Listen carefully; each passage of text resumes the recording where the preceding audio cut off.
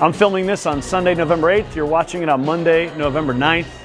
Hey, one of the things it's okay to do in church is to enjoy people using their gifts. I had this great moment in worship this morning where I just stopped singing and I just watched Alan playing some tasty licks on the drums. I watched Kyle doing a little guitar solo. Man, I love when Olivia just cuts loose vocally and fills the room with her voice. That's fun. So enjoy that stuff. Sometimes I think we can feel this weird tension of is it okay to watch a band having fun worshiping Jesus? Yes, it is. And I hope that's part of why you enjoy worshiping at Coram Deo. I also want you to know, I just got done praying with someone after the service in a real meaningful way for healing, for particular things going on in their body. And so I want to continue to let you know, as you hear every week us invite folks forward and say, hey, the front row is available if you need prayer.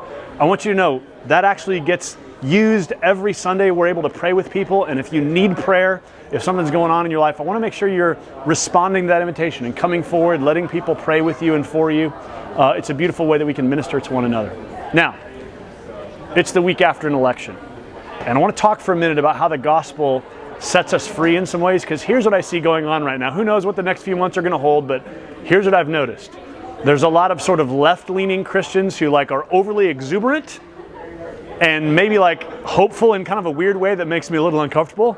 There's a lot of right-leaning Christians that are despairing in a way that makes me a little uncomfortable, or that are bitter or provocative in ways that make me go, I don't know what's going on there. Here's what I want to help you embrace. The gospel gives us a critical distance from politics where we can be meaningfully engaged, but in a way that it's clear that our hopes don't lie there.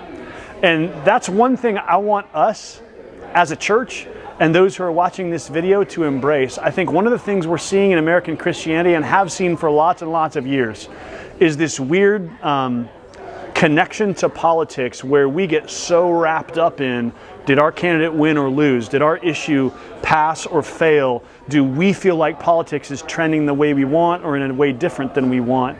And all of that creates this weird angst and anxiety and concern.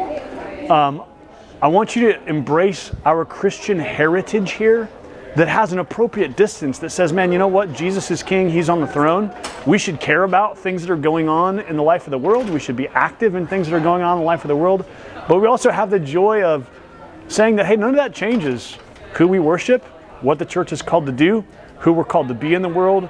And really, it doesn't even change the opportunities that are available to us to be God's people and to live as God's people. So I want to just encourage you to have that perspective as we walk into whatever the next months and years ahead of us hold. And who knows what all that is. It's been a weird 4 years already. It's been a weird lifetime, to be honest with you, for me and probably for you as well. So, hey, let's be the kind of people who have a appropriate and right critical distance where we know that the kingdom of God speaks to earthly matters, but also stands above and is over all earthly powers. It's one of the beautiful things about the faith we profess. Hey, I'm looking forward to seeing you again next week as we tackle Genesis 19, the destruction of Sodom. You can pray for me as I get ready to preach this text about fire, brimstone, and destruction. Wow, you want to know what's going on there?